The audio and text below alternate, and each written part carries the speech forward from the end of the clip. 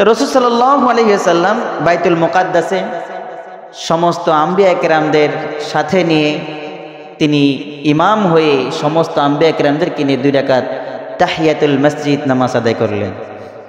এই নামাজ আদায় করার পরে রাসূল সাল্লাল্লাহু আলাইহি ওয়াসাল্লাম বাইতুল মুকাদ্দাস থেকে বের হলেন।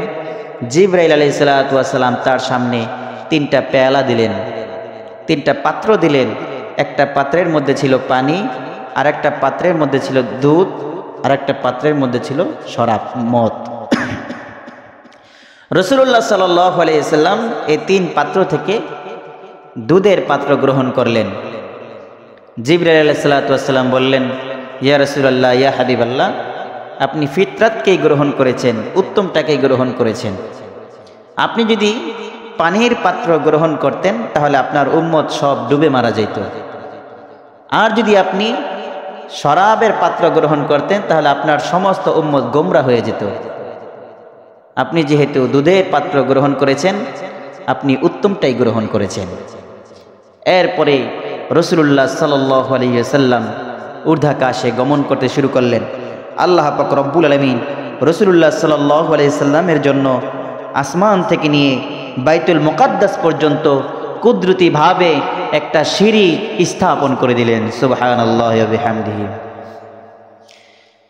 তো বাইতুল মুকাদ্দাস থেকে রাসূল সাল্লাল্লাহু আলাইহি ওয়াসাল্লাম এবার ফেরেশতা হযরত জিবরাইল, মিকাইল আলাইহিস সালাতু ওয়াস সালামের সাথে উপরে উঠতে শুরু করলেন। শুধুমাত্র এই 2 ফেরেশতাই ছিল না, বরং রাসূলুল্লাহ সাল্লাল্লাহু আলাইহি সাল্লামকে স্বাগত জানানোর জন্য, অভ্যর্থনা জানানোর জন্য রাসূলের 2 পাশে অর্থাৎ সিঁড়ির 2 পাশ দিয়ে সারিবদ্ধভাবে অনেক হাজার হাজার অসংখ্য ফেরেশতারা রাসূল সাল্লাল্লাহু আলাইহি সাল্লামকে স্বাগত জানানোর জন্য দাঁড়িয়েছিলেন। রাসূল সাল্লাল্লাহু আলাইহি সাল্লামকে সমস্ত ফেরেশতারা অভ্যর্থনা জানানো শুরু করলেন, স্বাগত জানানো শুরু করলেন। জিবরাইল আলাইহিস সালাতু ওয়াস সালাম রাসূল সাল্লাল্লাহু আলাইহি সাল্লামকে নিয়ে বাইতুল মুকাদ্দাস থেকে একেবারে প্রথম আসমান পর্যন্ত চলে গেলেন। রাসূলুল্লাহ সাল্লাল্লাহু আলাইহি সাল্লাম এই পৃথিবী থেকে নিয়ে প্রথম আসমান পর্যন্ত যে দূরত্ব হাদিসের মধ্যে বর্ণনা করেছেন যে পৃথিবী থেকে নিয়ে প্রথম আসমানের দূরত্ব হচ্ছে 500 বছরের রাস্তা। জিবরাইল আলাইহিস সালাতু ওয়াস সালাম প্রথম আসমানে নিয়ে যাওয়ার পরে প্রথম আসমানের যে দারোয়ান আছে, প্রথম আসমানের দরজা খুলবেন, জিবরাইল আলাইহিস সালাম কোরআন আনলেন। প্রথম আসমানের ফেরেশতা জিজ্ঞাসা করলেন, দারোয়ান ফেরেশতা জিজ্ঞাসা করলেন, কে? জিবরাইল আলাইহিস সালাম বললেন, আমি জিবরাইল। তারপরে তিনি জিজ্ঞাসা করলেন, সাথে কে? জিবরাইল আলাইহিস সালাম জবাব দিলেন, রাহমাতুল লিল আলামিন মুহাম্মাদুর রাসূলুল্লাহ সাল্লাল্লাহু আলাইহি ওয়াসাল্লাম, তাকে সাথে করে নিয়ে আসছি। এবার ফেরেশতা জিজ্ঞাসা করেন, তাকে কি সাথে করে নিয়ে আসার অনুমতি দেওয়া হয়েছে? জিবরাইল আলাইহিস সালাম বললেন, হ্যাঁ, তাকে নিয়ে আসার অনুমতি দেওয়া হয়েছে। এরপরে ফেরেশতা প্রথম আসমানের দরজা খুলে দিলেন। জিবরাইল আলাইহিস সালাতু ওয়াস সালাম হযরত রাসূলুল্লাহ সাল্লাল্লাহু আলাইহি সাল্লামকে নিয়ে প্রথম আসমানে প্রবেশ করলেন। প্রথম আসমানে প্রবেশ করার পরে তিনি দেখতে পেলেন একজন বৃদ্ধ সেখানে বসে আছে। তার সাথে তিনি দেখা করলেন, জিজ্ঞাসা করলেন, জিবরাইল আলাইহিস সালাম, ইনি কে? জিবরাইল আলাইহিস সালাম বললেন, ইয়া রাসূলুল্লাহ, ইয়া হাবিবাল্লাহ, ইনি হলেন আপনার পিতা হযরতে আদম আলাইহিস সালাতু ওয়াস সালাম। এবার আদম আলাইহিস সালাতু ওয়াস সালামের ডান দিকে তাকাইলেন। রাসূলুল্লাহ সাল্লাল্লাহু আলাইহি সাল্লাম ডান দিকে তাকায় দেখলেন কিছু মানুষের আকৃতি দেখা যায়। এরপরে আবার বাম দিকে তাকায় দেখলেন সেখানেও কিছু মানুষের আকৃতি দেখা যায়। হযরতে আদম আলাইহিস সালাতু ওয়াস সালাম একবার ডান দিকে তাকান, ডান দিকে তাকাইয়া তিনি খুব খুশি হন। এরপরে আবার বাম দিকে তাকান, বাম দিকে তাকাইলে তার চেহারাটা কেমন যেন মলিন হয়ে যায়। হযরত জিবরাইল আলাইহিস সালামকে জিজ্ঞাসা করলেন, জিবরাইল, তিনি এইভাবে ডান দিকে তাকাইয়া কেন খুশি হন, আনন্দিত হন, আবার বাম দিকে তাকাইলে কেন তার চেহারাটা মলিন হয়ে যায়? জিবরাইল আলাইহিস সালাম বললেন, ইয়া রাসূলুল্লাহ, ইয়া হাবিবাল্লাহ, তার ডান দিকে যারা আছে তারা হলো আসহাবুল ইয়ামিন, আর বাম দিকে যারা আছে তারা হচ্ছে আসহাবুশ শিমাল। অর্থাৎ আসহাবুল ইয়ামিন অর্থাৎ তার ডান দিকে যারা আছে এরা সব তার সন্তান, এরা হলো জান্নাতবাসী। এদেরকে দেখে হযরতে আদম আলাইহিস সালাতু ওয়াস সালাম খুশি হয়ে যান, আনন্দিত হয়ে যান, আমার সন্তানগুলো জান্নাতে যাবে। আবার যখন বাম দিকে তাকান তারা হলো আসহাবুশ শিমাল, তারা হলো জাহান্নামী। যখন তাদের দিকে তাকান তখন তার চেহারাটা মলিন হয়ে যায়, আমার এই সন্তানগুলো জাহান্নামে যাবে। এই আসহাবুল ইয়ামিন আসহাবুশ শিমাল সম্পর্কে সূরাতুল ওয়াকিয়ার মধ্যে আল্লাহ পাক রব্বুল আলামিন বলেন ওয়া আসহাবুল ইয়ামিন মা আসহাবুল ইয়ামিন ফি সিদরিম মাখদুদ ওয়া তালহিম মামদুদ ওয়া লিল্লিম মামদুদ ওয়া মাইম মাসকুব ওয়া ফাকিহাতিন কাসীরা। আল্লাহ পাক রব্বুল আলামিন বলেন কত সৌভাগ্যবান আসহাবুল ইয়ামিনরা, অর্থাৎ ডান দিকের লোকেরা কত সৌভাগ্যবান, তাদের জন্য এমন আরামদায়ক জায়গা রাখা হয়েছে যেখানে কাদি কাদি কলা থাকবে, যেখানে প্রচুর পরিমাণে ফল মূল থাকবে, যেখানে সুন্দর ছায়া বিশিষ্ট জায়গা থাকবে, উদ্যান থাকবে। আর আসহাবুল ইয়ামিন সম্পর্কে আল্লাহ পাক রব্বুল আলামিন বলেন ফাসহাবুশ শিমালি মা আসহাবুশ শিমাল ফি সামুমিন ওয়া হামিম ওয়া যিল্লিম মিন ইয়াহমুম লা বারিদিন ওয়ালা কারীম। কত হতভাগ্য বাম দিকের লোকগুলো, আসহাবুশ শিমাল, তারা কত হতভাগ্য দল। তাদের কাছে তারা যেখানে থাকবে সেখানে কোনো সুন্দর ছায়া থাকবে না, সুন্দর বাতাস থাকবে না, সেখানে ধোঁয়ায় আচ্ছাদিত থাকবে, সেখানে আরামদায়ক হবে না, শুধু অশান্তি আর অশান্তি হবে। এরপর রাসূলুল্লাহ সাল্লাল্লাহু আলাইহি ওয়াসাল্লাম দ্বিতীয় আসমানে গেলেন।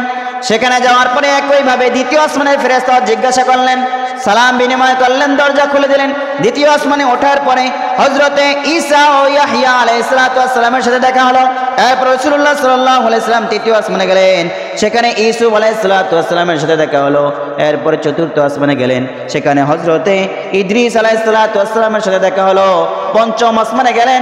সেখানে হযরতে হারুন আলাইহিস সালাতু ওয়াস সালামের সাথে দেখা হলো। ষষ্ঠ আসমানে গেলেন। সেখানে হযরতে মূসা আলাইহিস সালাতু ওয়াস সালামের সাথে দেখা হলো।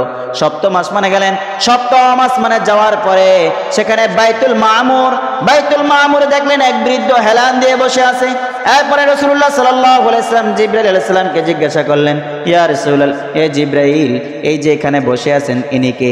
জিবরাইল আলাইহিস সালাম বললেন, ইয়া রাসূলুল্লাহ, ইয়া হাবিবাল্লাহ, এখানে যিনি বসে আছেন তিনিও আপনার পিতা হযরতে ইব্রাহিম আলাইহিস সালাতু ওয়াস সালাম। ইব্রাহিম আলাইহিস সালাতু ওয়াস সালাম বাইতুল মামুরে হেলান দিয়ে বসেছিলেন। এই বাইতুল মামুর, বাইতুল্লাহ, যে মক্কা, যে কাবা, এই কাবার সোজা একেবারে সপ্তম আকাশে এই কাবার সোজা আর একটা মসজিদ রয়েছে, যে মসজিদের নাম হচ্ছে বাইতুল মামুর। কি নাম?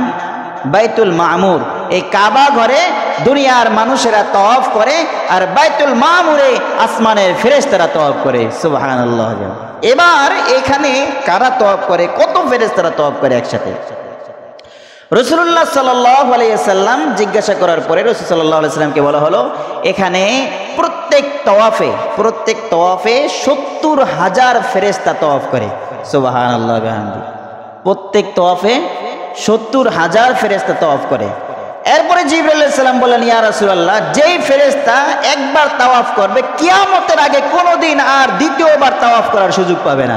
সুবহানাল্লাহি ওয়া বিহামদিহি। এবার বুঝেন আল্লাহ পাক রব্বুল আলামিন কত পরিমাণের ফেরেশতা তৈরি করেছেন, সৃষ্টি করেছেন, যে ৭০,০০০ ফেরেশতা দৈনিক এক এক তওয়াফে করে, আর এক তওয়াফের পরে দ্বিতীয়বার কিয়ামত পর্যন্ত আর তওয়াফ করার সুযোগ সে পাবে না। কি পরিমাণ ফেরেশতা আল্লাহ পাক রব্বুল আলামিন তৈরি করেছেন। এরপরে রাসূলুল্লাহ সাল্লাল্লাহু আলাইহি সাল্লাম সেখান থেকে নিয়ে সিদরাতুল মুনতাহায় গেলেন। সিদরাতুল মুনতাহা ওটাই একেবারে সর্বশেষ বর্ডার। এই সিদরাতুল মুনতাহার পরে আর কোনো ফেরেশতা বা অন্য কোনো কিছুই সেখানে আর যেতে পারে না। এমনকি স্বয়ং জিবরাইল আলাইহিস সালাতু ওয়াস সালামও এই সিদরাতুল মুনতাহার পরে আর সামনে যেতে পারে না। এই সিদরাতুল মুনতাহা যাওয়ার পরে এরপরে রাসূল সাল্লাল্লাহু আলাইহি সাল্লামকে হযরত জিবরাইল আলাইহিস সালাম বললেন, ইয়া রাসূলুল্লাহ, ইয়া হাবিবাল্লাহ, আপনি এবার সামনের দিকে চলুন, আল্লাহ তাআলা আপনাকে অদৃশ্যভাবে আপনাকে সব কিছু বলে দিবে, আপনি সামনের দিকে যান। রাসূলুল্লাহ সাল্লাল্লাহু আলাইহি সাল্লাম বললেন, জিবরাইল, আপনি কি আমার সাথে যাবেন না? জিবরাইল আলাইহিস সালাম বললেন, আমি যদি এখান থেকে আর এক চুল পরিমাণ সামনে যাই তাহলে আমার যে পাখাগুলো দেখতেছেন এই সব পাখা পুড়ে ছারখার হয়ে যাবে। আর জিবরাইল আলাইহিস সালামের পাখা কতগুলো জানেন? জিবরাইল আলাইহিস সালাতু ওয়াস সালামের পাখা হচ্ছে ৬০০। কত? ৬০০ পাখা। এই ৬০০ পাখা, একটা পাখা দিয়া যদি জিবরাইল আলাইহিস সালাম বাড়ি মারে, ঝাপটা মারে, তাহলে এই পৃথিবী ধ্বংস হয়ে যাবে। এরকম পাখা কয়টা আছে? ৬০০ পাখা। আর এই ৬০০ পাখা নিয়ে জিবরাইল আলাইহিস সালাম এই জান্নাতের মধ্যে পুরা ৬০০ পাখা মেলে দিয়ে এরপরে তিনি ওরাওরি করেন সুবহানাল্লাহ বিহামদিহি। তাহলে এবার বুঝেন তো জান্নাত কত বড়। রাসূলুল্লাহ সাল্লাল্লাহু আলাইহি ওয়াসাল্লাম হাদিসের মধ্যে ইরশাদ করেছেন, যেই ব্যক্তি সর্বশেষ সবচেয়ে ছোট জান্নাত পাবে সেই ব্যক্তির জান্নাত হবে এই পৃথিবীর 10 পৃথিবীর সমান। সুবহানাল্লাহ। এই পৃথিবীর 10 পৃথিবীর সমান হবে সর্বশেষ ছোট জান্নাত।